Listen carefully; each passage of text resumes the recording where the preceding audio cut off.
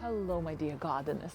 The difference between climbing roses and rambling roses. Thank you, Linda, for posting a question. Well, I came up with 8 of the differences, and the first one will determine whether you have these beautiful blooms from the beginning of summer all the way to the first frost, or you will have a spectacular show, but only once a year, and then your rose will go into this very quiet green stage. Majority of climbers are repeat bloomers, and they bloom through the season all the way to the fall, and most ramblers produce that one big show. And very often the beginner rosarians do make a mistake when they look at the label and they're ready to buy repeat blooming climber, and they think, okay, this is repeat blooming climber, it means it's going to look like this or even better through the summer all the way to the fall, to the first frost. No. Repeat blooming means that is this big show.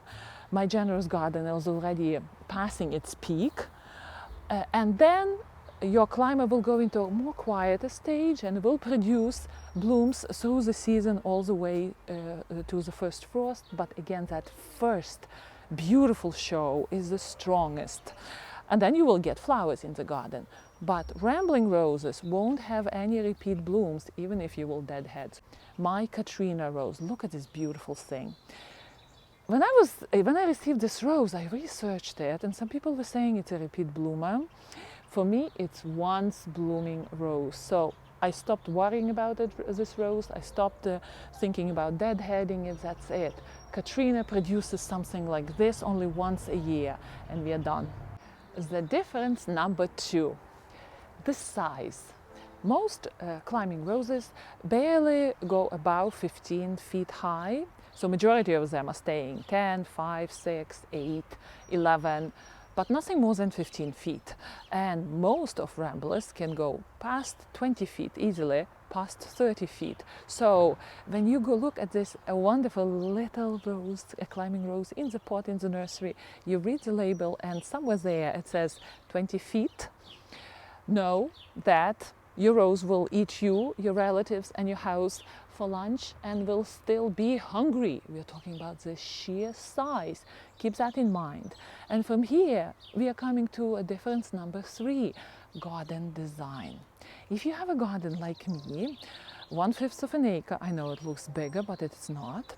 You probably would want to introduce a climber in your garden. But if you have a sheer space where you can release that climber into the wild and see what it can do near an old shed, or you need to cover a structure or an old tree to grow into an old decaying trunk of the tree, then you can allow yourself to have a rambling rose.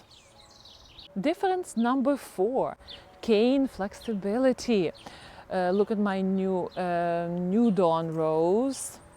Somewhat flexible stems, but most climbing roses do have these stiff, strong canes, and they do need strong support to keep them going. Of course, we know that roses don't have tendrils. They need our support to get them tied into the foundation. Well, ramblers are a little bit different. They have these soft canes where you can train them wherever they want, or they can find their way around different plants and foundations thanks to those soft canes. Once the climbing rose stiffens, those canes cannot be moved, so beware. If you have a young little shoot coming out from the base, make sure you push it in the direction you want it to go. Usually I push those to the front of the rose and let it grow and then train it horizontally. So that's the difference in cane stiffness. Difference number 5, their flower size. Most ramblers take your breath away with the help of numbers, and majority of climbers, they have individual beauty of the flower. I have in the front, I have Eden rose, and the size of those big blooms. I do like climbers which have big blooms with a lot of petals. Those blooms open up.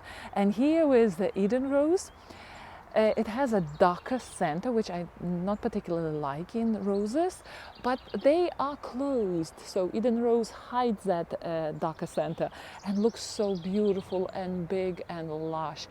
My Eden rose is growing in semi-shade conditions there, and still look how wonderful it is. I can't wait to try to grow Eden rose in full sun and full care and see how it takes off. Difference number 6, the pruning style, and this is important. Again, a lot of gardeners do not understand it well. Majority of climbers need to be pruned in spring because they create blooms on a new wood, so there is no danger of cutting off blooms for that season, and most ramblers do create wood on old wood. So what we do in maintenance, how do we maintain the ramblers? We don't vigorously prune them as we do our climbing roses. We kind of leave them alone, occasionally take old dead stems or old stems, and we do it after that first flush of blooms. So our ramblers finished blossoming, we shape them, we cut whatever we don't need, we downsize them or direct them wherever we want them to go. Don't be like me training my rambler just before it was ready to bloom. Well, again, I neglected that rose. And the climbing roses, the biggest shaping and pruning is at the beginning of spring. So that's a big difference.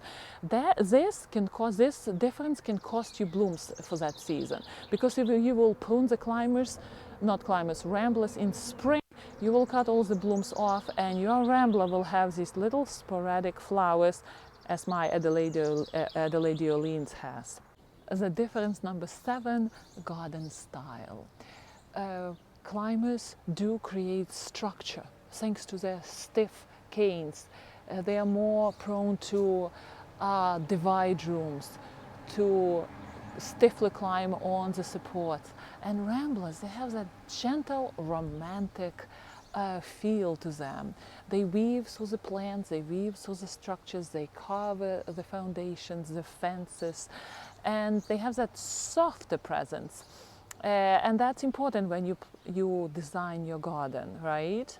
And then the last difference, number 8, that romance comes at a cost because it is somewhat more difficult to maintain the rambling rose due to its wild nature, right? Especially if the rose is very thorny. Here you have a climbing rose, you establish it on the foundation and that's it. Majority of rambling roses are I call them free spirits. They grow, they're strong, they want to conquer spaces, and it's hard to maintain them. So romance comes at a cost when we are talking about rambling roses. So these are 8 differences between ramblers and climbing roses. And if you want to know how to prolong the blooms on climbing roses, here's an excellent video, because this little maintenance trick will cost you the blooms for the season. It's a very good video. Happy gardening! I will see you in our next video. Enjoy the blooms in your gardens.